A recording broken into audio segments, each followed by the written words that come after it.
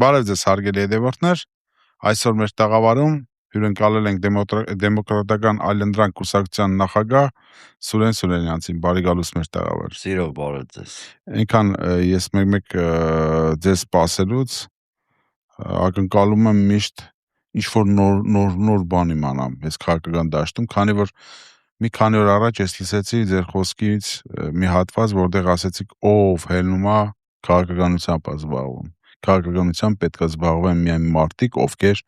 սիրում են այդ գործը եւ ովքեր կարողանում են այդ գործը անել։ Ինչի նկատի ունեիք։ Շատ ուղիղ նկատի ունեմ, որովհետեւ քաղաքականությունը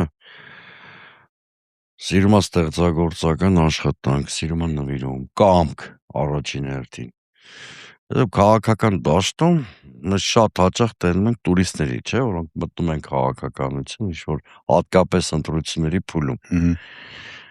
Ինչ-որ բոլորը են սարքում, հետո հեռանում են քաղաքականությունից, բայց իրանց այդ հետքը բացասական իմաստով մնում է։ Ես կարծում եմ ժամանակն է ու ընդդիմության խնդիրներից մեկն էլ է դա։ Որ իսկապես քաղաքական նենց հարթակներ կստեղծվի, որոնցով հիմնական դերակատարները, որոնցում կլինեն քաղաքական գործիչները, որոնք չեն հոգնի իրանց գործից, չեն հիասթափվի, տարբեր սցենարներ իրանց մտքում կլինի, որ սխեմատիկ, հասկանալի, կարդացված չլինենք, հա, իշխանության կողմից։ Տեսեք, ես չեմ գնա ինչ եղավ ընտրություններին, ոնց եղավ, բրամի հարց եմ տալիս քեզ, Սուրենյան ջան։ Ինչը չներվեց Գագիկ Ծառուկյանին։ Ինչը։ Գագիկ Ծառուկյանին չի ներվե հիմնականում այն, որ տիրապետելով այդ կարգի կապիտալի եւ ռեսուրսների որևէ ձևով իշխանության խաղի մեջ չտեղավորվեց, այսինքն իշխանության վերահսկողությունից ամբողջապես դուրս էր։ Այդ չներվեց Գագիկ Ծառուկյանին եւ պրակտիկ առումով Գագիկ Ծառուկյանին չներվեց այն, որ ինքը Նիկոլ Փաշինյանի ճակատին դաջեց ոչ լեգիտիմ խարանը։ Չլներ Բարգավաճ Հայաստանի պատմությունը, գիտեք, որ գողացան մեր մանդատները եւ այլն։ Այն մյուս ընտրախախտումները ինչքան էլ լուրջ լինեին, հա, կընտրակաշարք, վարչական ռեսուրսի կիրառում, ռեպրեսիա, դրանք ապացուցելի չեն, չափելի չեն ընտրությունների արդյունքների վրա։ Գագիկ Ծառուկյանը ԲՀԿ-ն կամա թե ակամա դարձան են ինդիկատորը, որոնք Փաշինյանի անօրինական իշխանության էությունը բացահայտեցին։ Դա չներվեց Գագիկ Ծառուկյանին, չներվեց թերևս նաև այն ռեպլիկը, երբ որ Փաշինյանի վուլգարիզմին պատասխան Ծառուկյանը հիշեցրեց Առույցի եւ Վանդակի մասին, պատահական չի, չէ, որ անգամ այդ անմեղ կենդանիներից վրեժ լուծվեց, մեկն էլ հանքեց, գիտեք, այդ ամեն ինչը բացահայտում է Նիկոլ Փաշինյանի բնազդային վախերը, Նիկոլ Փաշինյանի իրական էությունը։ Իր տեսակը չներվեց Ծառուկյանի, Ծառուկյանը խառնեց իշխանության հաշվարկները։ Տեսեք, ես ձեր խոսքի մեջ ճիշտ հասկացա, որ ակնարկում եք, որ ասում եք դաշտից դուրս էր գործում, այսինքն ինչ, Սամվել Կարապետյանը դաշտում է գործում։ Չէ, ես նման բան չասեցի։ Չէ, ես հարց եմ Կարապետյանը տալիս։ իրականում էլի ինդիմադիր դաշտում էր գործում, բայց Սամվել Կարապետյանի քանի որ ինքը նոր էր, ընտրարշավն ըստեյության իրանց ոչ պաշտոնապես մեկնարկել էր մի տարի առաջ, հա, հասցրել էր իշխանությունը Սամվել Կարապետյանի ուժի եւ ուժեղ եւ թույլ կողմերը ընկալել։ Գագիկ Ծառուկյանի մուտքը կամ վերադարձը քաղաքականություն իշխանությունը չէր սպասում։ Իսկ նրանք մտածում էին Ծառուկյանը հեռացել է քաղաքականությունից, գնալու է իր հանգիստ իր բիզնեսով զբաղվի,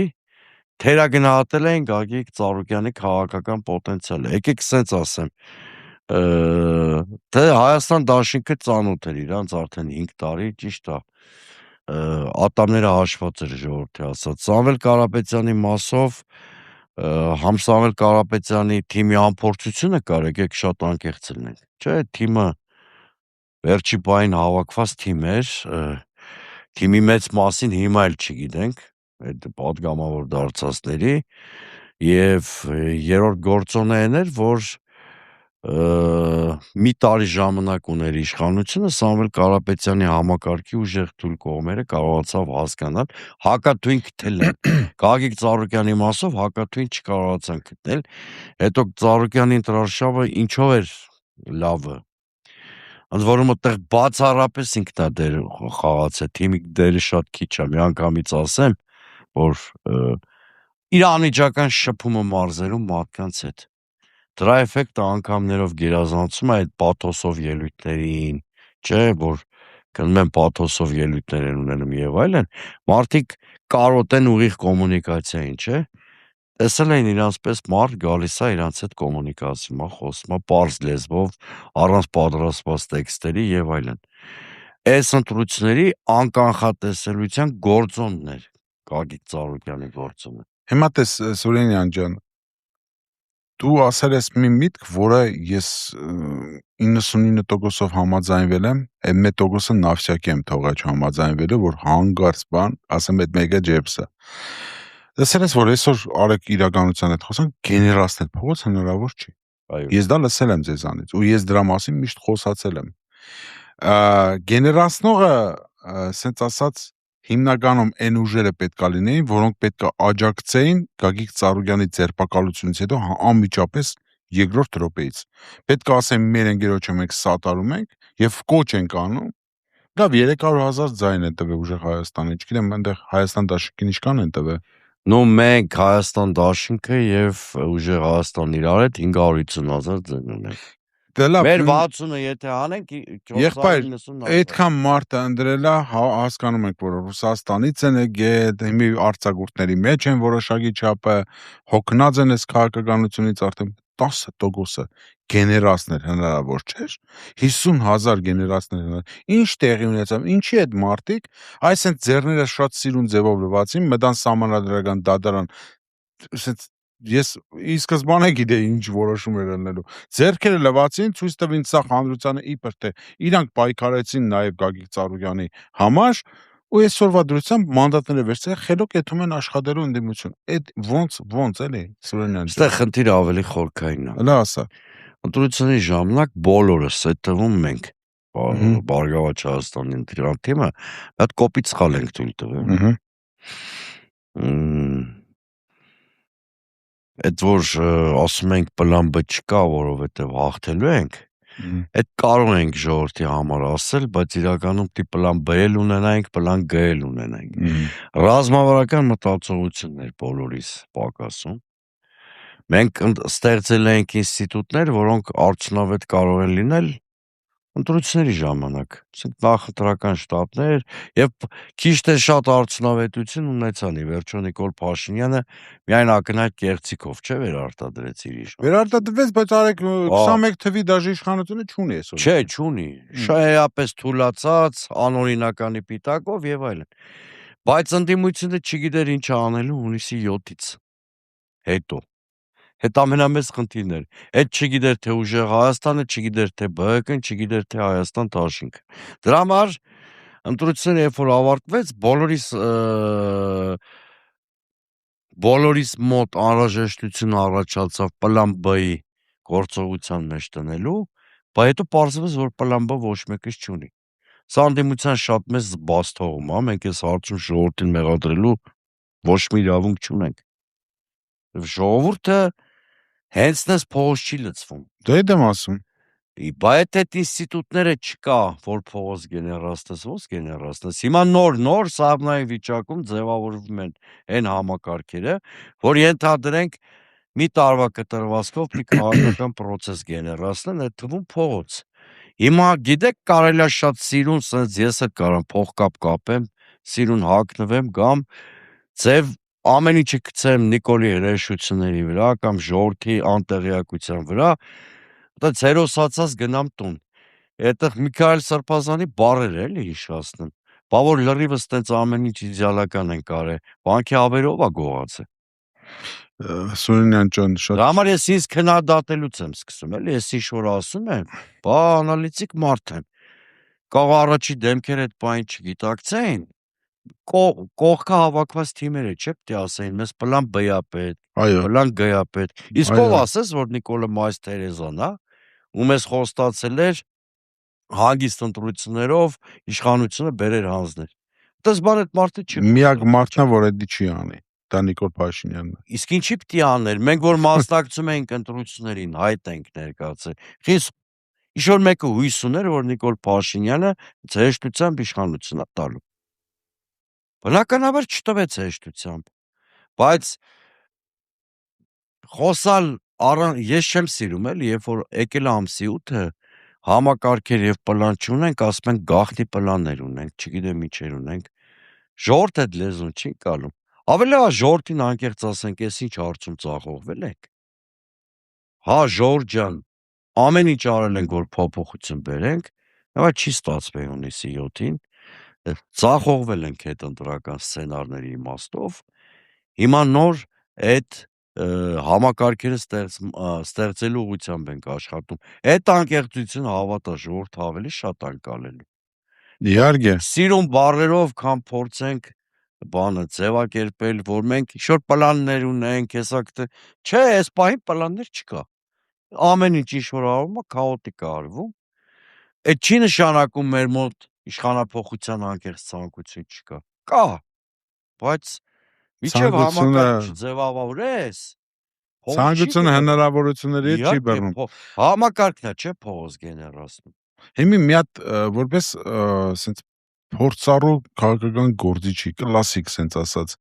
քաղաքական գործիչի վերլուծաբանի մի հատ հարց եմ տալիս։ Ես սովորական Հայաստանի Հանրապետության քաղաքացի եմ, ընդդիմադիր հայացքներով։ Իմ համար միանգամայն որն էլ լիներ այսօրվա դրությամբ փոփոխություններ բերող, ընդունելի կլիներ եւ այլն եւ այլն։ Լսում եմ մի շատ ճմլա սենց խրող ձայնով մի հատ արտահայտություն, որ եթե մեզանից իշխանությունը գողանան, մենք կանենք հեղափոխություն։ Ռոբերտ Քոչարյան, երկրորդ նախագահ Հայաստանի Հանրապետության։ Ես ասում եմ ցավը դե տանեմ, օրինակ եմ ասում։ Աբրես, բա ոնց կարելի է իշխանությունը մեզանից գողանալ։ Ու գալիս ելնում այն ինչ որ հիմա է տեղի ունենում։ Ես այդ քաղաքական գործիչին կամ այդ քաղաքական ուժին ոնց պետքա վերաբերեմ։ Տեսեք, ես մտածում եմ, որ Սամվել Կարապետյանն էլ, Գագիկ Ծառուկյանն էլ, Ռոբերտ Քոչարյանն էլ անկեղծորեն ուզեցել են անեն իշխանափոխություն, տեղ կասկած չունի։ Բայց իսկապես կան հայտարարություններ, որոնք շատ զգույշ պիտի արվեր։ Օրինակ, մենք շատ սխալ ենք արել, որ վարչապետի տեխնացուի անուն չենք տվել։ Շատ ամենակոպիտ սխալն է մեր թիմի։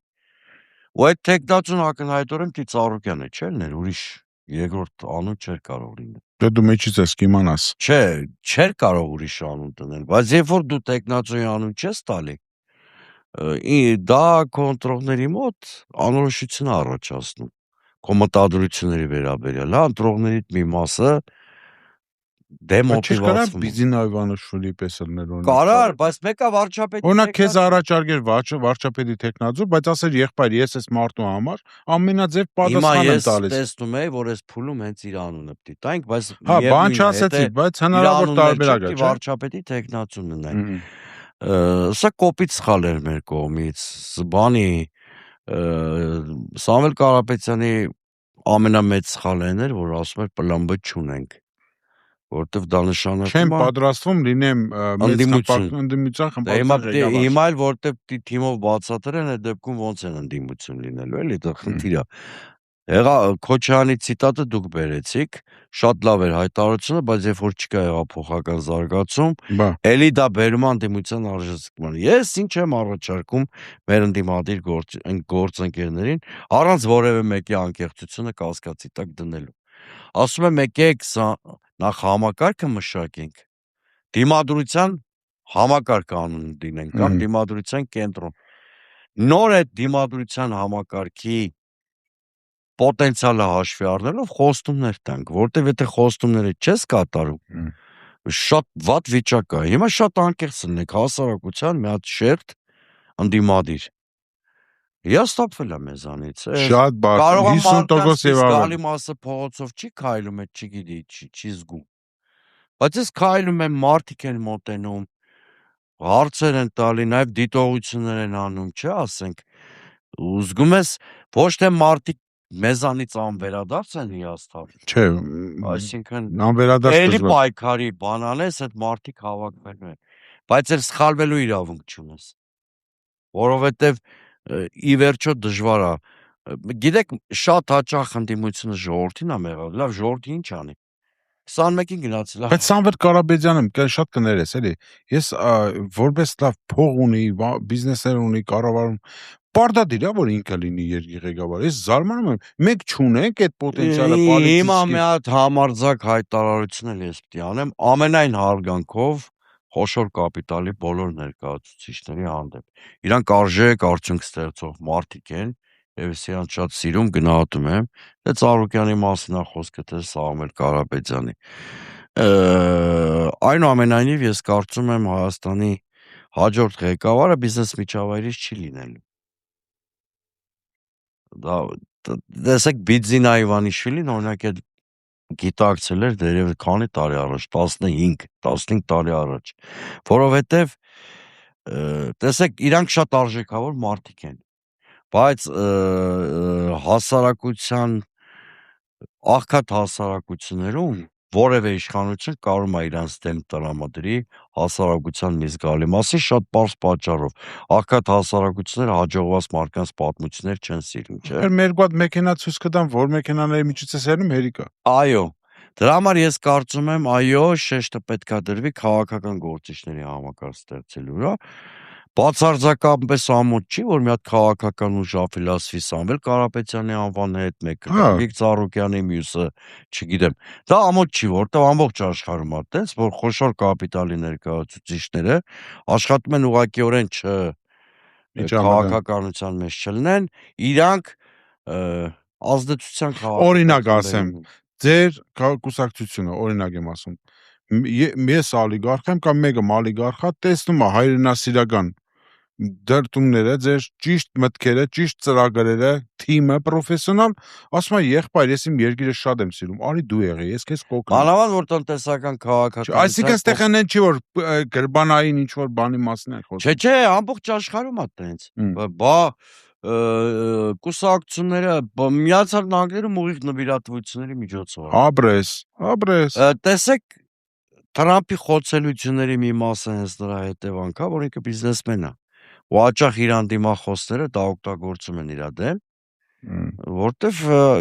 նույնիսկ Միացյալ Նահանգների պես բարեկեցիկ երկրում հասարակության մի հատ զգալի շերտ այդ գաղափարը չի կարող մարսի։ Դուք քաղաքական կներեք, որ ձեր միտքը կտրեցի, ուղղակի այս պահին անենց այդ հարցը պիտի տամ ես։ Անցած անգամ փորձում էի, ոչ եմ, չէ, այդ հարցը պիտի տամ ես։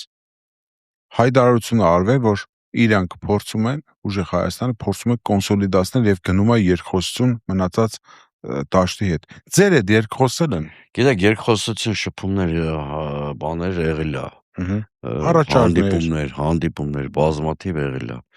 Բայց միշտ եմ ասել, հիմա էլ կրկնում եմ։ Այդ կոնսոլիդացիան խանութում վաճառող ապրանք չի, ուրիշ որ գին ունենա, գնանք առնենք, հա։ Դա պիտի ունենա բովանդակություն եւ մեթոդաբանություն։ Միջև այդ պարզ չլինի, ինչի շուրջ ենք միավորվում։ Միայն իշխանափոխությունը քիչ է։ Հետոն։ Հա, պիտի այնտեղ լինի տեսլական ապագայի զարգացման։ Պիտի այս իշխանությունը փոխելու ճանապարհային քարտեզը լինի։ Ցավոք սրտի այդ առումով շատ մեծ նորություններ չունենք։ Տեսեք, այդ հայտարարությունից անցել է երկար ժամանակ։ Սովորաբար գործիչներ կան, որ դիվանագիտական պատասխաններ են սիրում տալ, ասել դե քննարկումներ ա գնում բանակցություններ, հա գնում են, ես էլ եմ ասում։ Բայց ես ավելացնում եմ, որ արդյունք էլ չկա, որը գաղտնի ենք պահում հասարակությունից։ Արդյունքը լիներ, հիմա կհայտարարենք, որ ենթադրենք ստեղծվել է X կամ Y կոնսոլիդացիան։ Գաղտնի պլան։ Դուք գաղտնի պլանի մաս կազմում եք, թե չէ։ Ես քաղաքական գործիչ եմ, քաղաքական գործիչն ու գաղտնի պլանը իրարից կիլոմետրերով հեռու։ Այսինքն մենք ֆիքսում ենք, որ այն գաղտնի պլանը, որի մասին խոսում է Սամվել Կարապետյանը, քաղաքական գործիչները չկան այդ գաղտնի պլանը։ Գաղտնի պլանը քաղաքական գործիչները գաղտնի պլան ունենալ չեն կարող։ Ես հասկանում եմ հայերին իրապետման խնդիր իրա մոտ կա։ Ըստ երևույթին ուզում են ասել ունենք պլան, որի ես պահին չենք ուզում բացահայտենք։ Նախադասությունը պիտի ասվեր այդպես կարծում եմ, որտեղ գաղտնի պլան քաղաքական ուժերը չեն ունենում։ որովհետև քաղաքական ցանկացած փոփոխություն դի տեղ ունենա ժողովրդով, ճիշտ է։ Այդ ժողովուրդը եթե մի պլանի մասին գիտի, էլ ինքը չի կարող գաղտնի։ Երեք գործողություններ տեղի ունեցավ, իսկ նկատի չունեմ ֆիզիկական։ Նորից դատախազությունը դիմեց, հիշեցնեմ, որ առաջին անգամ դիմելուց կենտրոնականը ասել էր ոչ, Նարեկ Կարապետյանի քրեական գործով անձեռնմխելությունից զրկելու համար հայցը, ասել էր մենք արդեն իրավասու չենք, արդեն գնացեք ազգային ժողովով այդ հարցերը լուծեք, ինքը պատգամավոր ալնելու, անձեռնմխելի ալնելու։ Երկրորդ անգամ դիմեցին եւ օ հրաշք, չգիտեմ որտեղից ինչ դովդներ գտնվեցին, որտեղ թույլ տվեցին քրեական գործ հարուցել, բայց պատգամավոր դարձավ ինքը շոտը Նարեկ Կարապետյանը։ Արդյոք սա մի հատ ինչ որ թուր չի, որ կախեցին Նարեկ Կարապետյանի ուժեղ Հայաստանի գլխին, որ այ նայեք, եթե հանգարց դուք ձեզ խելոք չպայիք, մենք ինչ որ ջղաձգումներ տեսանք կամ շարժումներ տեսանք, փողոց գեներացնելու կամ ինչ որ գաղտնի պլաններ իրագործելու համար, այս էլ սուրը կետա առաջ։ Տեսեք, միանշանակ քաղաքական ռեպրեսիայի դրսևորում են ինչ որ Նարեկի դեմ ա եղել, որտեղ կասկած չունեմ մատից ցածած մի հատ էլի պատմություն, հա։ Բայց ռեպրեսիան պարտադիր չի միայն ազատազրկման ձևով լինի, այո, այս դեպքում իրանք ստեղծել են ռամկա մի հատ sense մահակ, որը պահել են օդում իշխանությունները, իհարկե դա այդպես է։ Դրա համար ես միշտ ինչ եմ ասում, իմ ու քո քաղաքականավոր չի լինում, իմ ու քո հալածյալ չի լինում։ Հիմա ասենք քաղաքականավորներ կան, որոնց մեջ ինձ ընկեր են Ծառուկյանը եւ Աշոտյան Արմենը, որ այս երկուսին չեն պաշտպանելու մնացածին օռանա, կամ բոլորս համախմբվում ենք եւ անկախ նրանից ով ինչ հայացքներ ունի, իմ ու քո չենք անում, պաշտպանում ենք բոլորին, կամ այս իշխանությանը թույլ ենք տալի, անդադ ինչ-որ մեկին կլանի, մեկին կբռնի, մեկի վրա մահակ կախի, այն մյուսի ազգականի հետևից կգնա, հա, տենց տարբեր ռեպրեսիաները տարբեր լինում։ Խնդիրը այնքան պարզ է, ռեպրեսիվ մեքենա է, որը լափելով պիտի գնա։ Ինքը երբ է սկսելու չաշխատել, երբ որ իր ատամները փշրես։ Ձևարում ես դիմադրության համակարգ, այդ ռեպրեսիվ մեքենան կամ էլ չի կարում աշխատի, կամ ամեն աշխատելուց 4-5 ատամ կորցնում, հա, այսինքն թանկին է վճարում, էլ չի անում։ Շատ պարզ է խնդիրը։ Էլի եմ ասում, պետք չի հույսը դնել, որ իշխանությունը բարի ալնելու կամ ընտրությունը պրծավ մոռանալու է տարբեր բան, ոչ իմանալ չի մոռանալու։ Նիկոլ Փաշինյանը մի հատ խոստում այ 100%-ով կատարում է։ Դա մարդկանց ռեպրեսիա ենթարկելն է, պոլով տալն է, ունես զրկելն է, բոմբ սարքելն է, ոնց որ ինքն էլ չի ասում։ Մարդը բացայտ է ասել, ընտրական կամպանիայում։ Ասելա թե չէ, անումներ էլ ասելա անում է։ Ասելա կանի։ Ցանկացած իշխանություն տենց հատկություն ունի։ Ինքը կսկսի չանել կամ չի կարանի, երբ որ զգա, որ այդ իր երախի ատամները կամ երախը կարա փշրվի։ Հարգելի Սուրենյանց ջան, սենց մի հատ հարց տամ։ Որովհետև շատ ժամանակներում եթերներում երբ որ ես ասում եմ, շատերը չեն հավատում այն ինչ որ ես ասում եմ, այդ գենտատեքստի մի։ Ես միշտ ասում եմ, որ Գագիկ Ծառուկյանը կարող հեռու մնար, այսօր բիզնեսներ ուներ, ավելին ասեմ, ինչ որ պրոյեկտներում նաև հետագայում մասնագից լիներ իշխանությունների հետ, լավ իր, ասենց ասած, տնտեսություններ լիներ, մի բան է բարգավաճերով շատ։ Բայց այդ մարդը գնաց ուրիշ ճանապարհով ինչի համար։ Այդ մարդը 70 տարեկան մարդը, ինքը տեսնում որ Հայաստանը տանում են թուրքացման ճանապարհով, համաձայն չի։ Հելավ ասեց, չէ ախպեր։ Ես ախպեր, այս ազգի մեջը բան ունեմ արած, ես ուզում եմ իմ հետքս թողնեմ։ Ու ասեց ոչ մի ձևով կոմպրոմիսի չեմ գնում։ Ինքը նախընտրականի ժամանակ միշտ ասում էր, չկա կոմպրոմիս, չի կարա լինի։ Այսօր այդ մարդը, Գագիկ Ծառուկյանը, գործով, ոչ թե գալստուկով ոնց ասում են, գործով ժբիտը դեմքին, շղթաները չեն կարող հագցնել ձեռքերին, հելնում ասում ախպեր, չհամաձայնվեցի, դա իր ժբիտը նշանակում։ Ուրեմն կասկած չունեմ։ Տեսեք, իշխանությունը ինչ է ներկայացնում։ Ներկայացնում է, որ սա օլիգարխիայի դեմ պայքար է։ Այսինքն օլիգարխիան գիտենք, որ վատ բան է, ինքը ներկայացնում է, որ ապօրինի գույքի շրջանակներում եւ այլ շրջանակներում օլիգարխիայի դեմ պայքար եմ անում։ Եթե իշխանությունը մի հարցի կարողանար պատասխանել, կամ 2, ես կասեի իրանք անկեղծ են։ Առաջինը, եթե օլիգարխների դեմ պայքարա, ինչի ձեր գրպանում տեղավորված օլիգարխների դեմ նույնը չի կատարվում։ Երկրորդը, ինչի Գագիկ Ծառուկյանին հիշեցիք, երբ որ նա քաղաքական հայտ ներկայացրեց։ Նիկոլ Փաշինյանը 2018 կամ 19 թիվներ չեմ հիշում, ասես Գագիկ Ծառուկյանը օլիգարխ չի, խոշոր սեփականատեր է, ճիշտ էր ասում։ Այդ թվին Նիկոլ Փաշինյանը։ Եթե Նիկոլ Փաշինյանը 2018-19-ին խոշոր սեփականատեր ա եղել, ոնց որ Նիկոլ Փաշինյանն էր ասում, ուրեմն Նիկոլ Փաշինյանի պատճառով օլիգարխ դարձել։ Ես ուզում եմ հասկանամ 2018-ին է Փաշինյանը խափ է ժողովրդին, թե հիմա է խափում։ Իհարկե, եթե Գագիկ Ծառուկյանը քաղաքականություն չմտներ, ոչ մի բան էլ Գագիկ Ծառուկյանի չէր լինելու։ Բիզնեսները կշարունակեին ծաղկել, որոշ ԿՊԵ-ականներ էլ կարող ասեին ինքը նույնիսկ բարեգործ է։ 100%։ Հիմա շատ այդ մարդկանց ես չեմ թիրախավորում, պիտակավորում, բայց կան, չէ, օլիգարխներ, որոնք քաղաքական հայտ չեն ձևակերպում, իրանց համար հանգիստ ապրում են։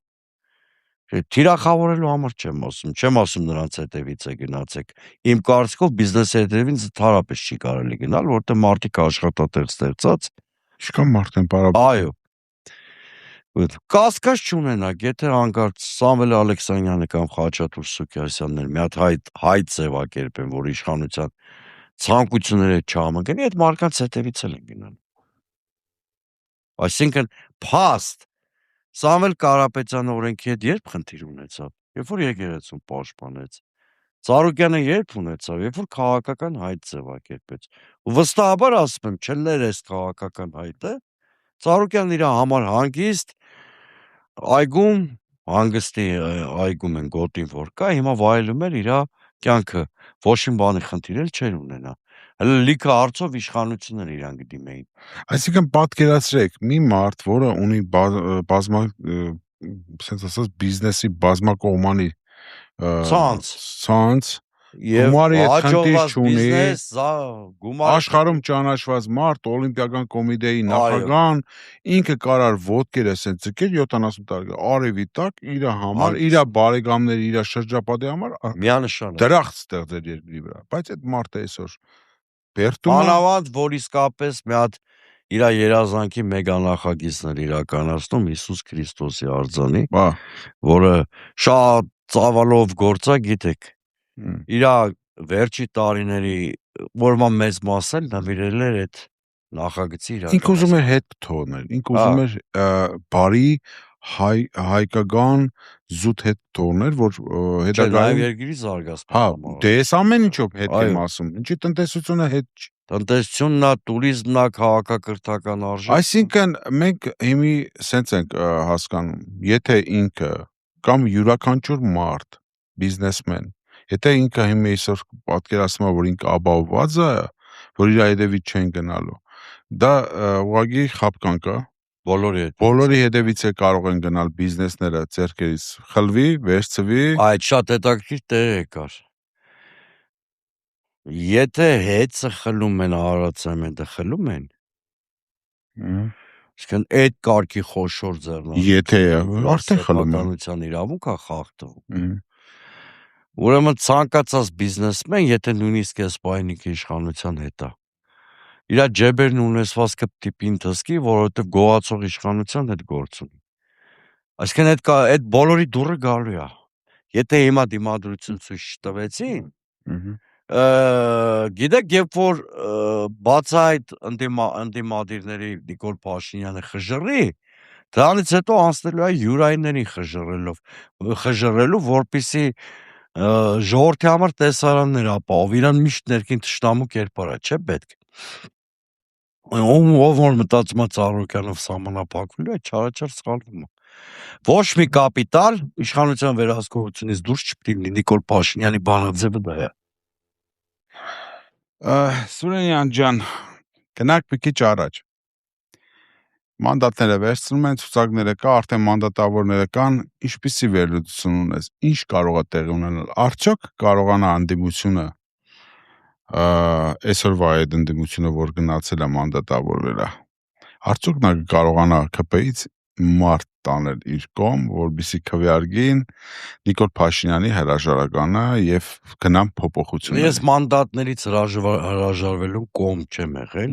բայց միևնույն ժամանակ շատ անկեղծ բան եմ ասես, ազգային ժողովը ամենաձախողվածն է ի սկզբանե։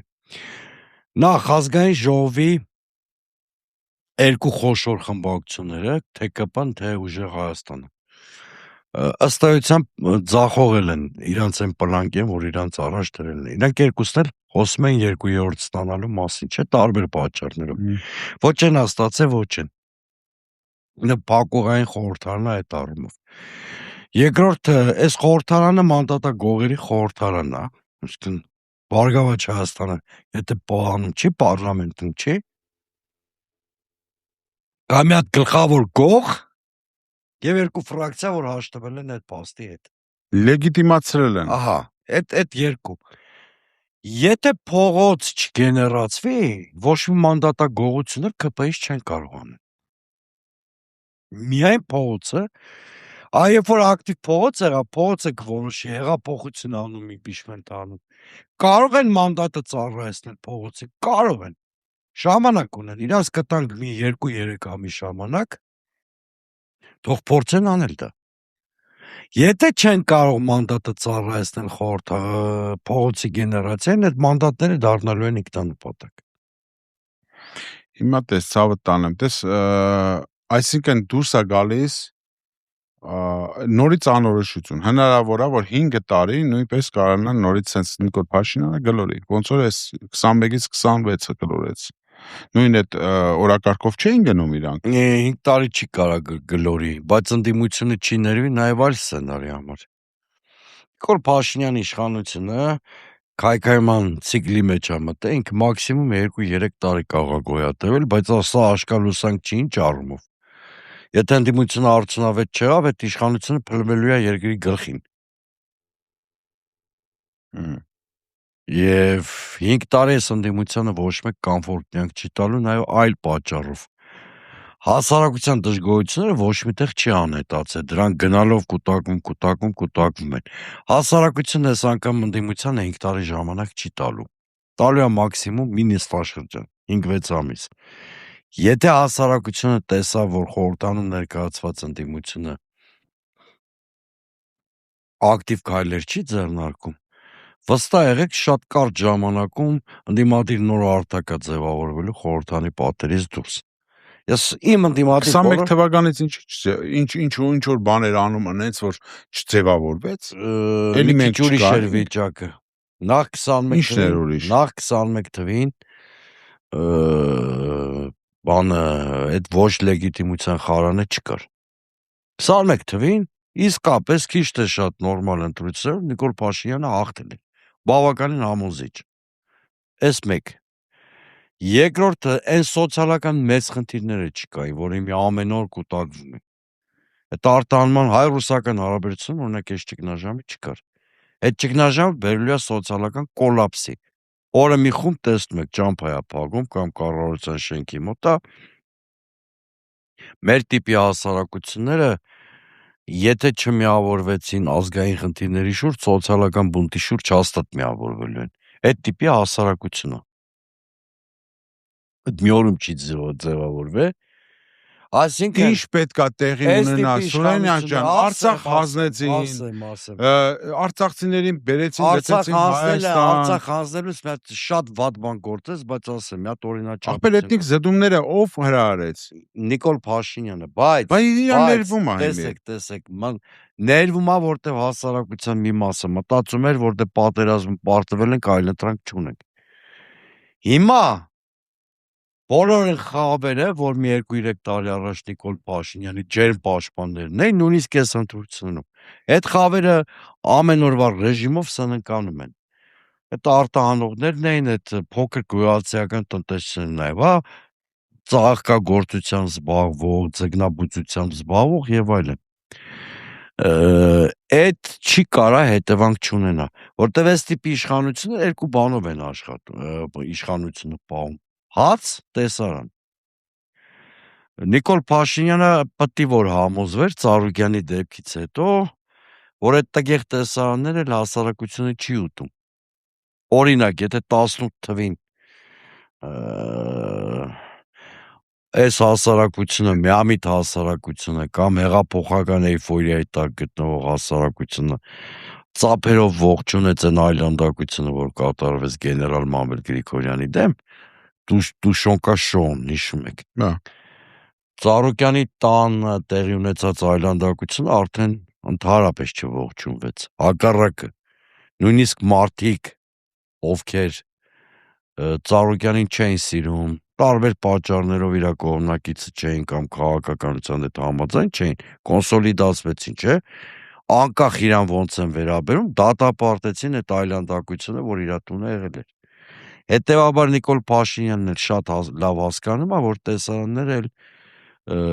մեղմ ասած հասարակությունը չի ուտում։ Մնացածը, բայց իր քաղաքականությունը բերել է նրան, որ տասնյակ հազարավոր մարդիկ հենց այս օրերին, հենց այս շաբաթներին սնկանում են։ Այդ խնդրեմ ինքը լուծել չի կարող։ Ինչ ունի առաջարկելու տեսարան հաց։ Հացը այլևս չի կարողանում, առանց հացի իր այդ տգեղ տեսարանները ոչ մեկը մարսել չի պատրաստում։ Սենց տենից այդ խնդիրները սրվելու է։ Ես գիտեմ, դուք շատ բարձր արժեքների վրա եք տանում, ես էլ եմ դրան կողմ։ Արցախ, հայրենիք, այո, այն ժամանակն իմ ժողովուրդ ընդվզեր։ Բայց եկեք էլի անկեղծ լինենք եւ չանտեսենք այն փաստը, որ ցավոք սրտի մեր հասարակությունը սպառողական հասարակություն է եւ իր համար առաջնահերթությունը, իր բարեկեցությունը այն միջավայրը, որտեղ ինքը ապրում է։ Ինչպիսի կանխատեսում ունեք, տեսեք, ազգային ժողովը մի կողմ, ինչպիսի կանխատեսում ունեք ոչ խորհրդարանական ընդդիմության կոնսոլիդացիայի պահանջով։ Ես օրինակ մարդկանցից շատ եմ լսում, որ պետք է երրորդ ուժ, որը երբևիցե չի եղել ոչ իշխանություն, ոչ գործող ընդդիմություն, այսինքն ազգային ժողովում, այդ ուժերը կարողանան կոնսոլիդացվեն, առաջարկ անեն ժողովրդին, եւ առաջարկը պետք է լինի հետեւյալը, որ իրենք եթե ստացվում է իրանց մոտ գեներացնել քանակությամբ շատ մեծ մարդիկ փողոցներում եւ տանել նոր ընտրությունների, իրանք գարանտիա են տալու մաքուր ընտրություններ եւ իշխանազավթումով չեն զբաղվելու։ Արսեն ջան, ես անկեղծ ասած, այդպիսի ուժ հասարակությունը գտել էր ուժեղ Հայաստանի մեջ, ձեր ասած պարամետրերին համապատասխանում էր, չէ՞։ Ինչով։ Իշխանություն չէր եղել, ընդդիմություն չէր եղել, նոր ուժ էր։ Ես քաղաքական գործիչների մասին եմ ասում։ Հա, հասկացա, հիմա տեսեք։ 5 րոպեանոց կուսակցությունը ուժեղ Հայաստանը դեռ շանս ունի։ Ես շատ լավատես չեմ, բայց ինքը դեռ շանս ունի, քո ասած։ Իմ համար չունի։ Դե այստեղ ճաշակի հարց, ասում եմ դեռ շանս ունի, դա չի նշանակում։ Ճաշակի չէ։ Ես ուղղակի կարամ հասարակ ձևով ասեմ, որ իրանք քծում են մեզ։ Դե դու տես կարա շատ հանգիստ ասես, ես կոռեկտություն ապահովելով ասեմ դեռ շանս ունի կոնսոլիդացնելու։ Եթե շանսը չօգտագործեց, դա 5 տարի չի տրվելու։ Ամիսների հարց է կրկնում եմ։ Այդ հարցին շանսը ինքը չօգտագործեց, հաստատ ձեր ասած սցենարով է գնալու։ Հասարակության բևեռացումն է, սոցիալական խնդիրները նաև բերելու են շատ արմատական ընդդիմադիր հարթակի ձևավորման խորհրդանի պատերից դուրս, բայց այդ դեպքում արդեն ընտրությունների խնդիր չի առաջանա, որտեղ 1-2 տարում հանգուցալուծումները տեղի ունենալու հեղափոխության սցենարով, որովհետև պարզ է, չէ, երբ որ քաղաքական համակարգ օտարում է հասարակությունից, առաջանում է արտախորհրդարանական պայքարը միշտ ավելի արմատական ալնում իր դրսևորումների մեջ։ Այո, հատ ուժ չեմ բացառում ձևավորվի, կենտրոն կոնսոլիդացիոն, որը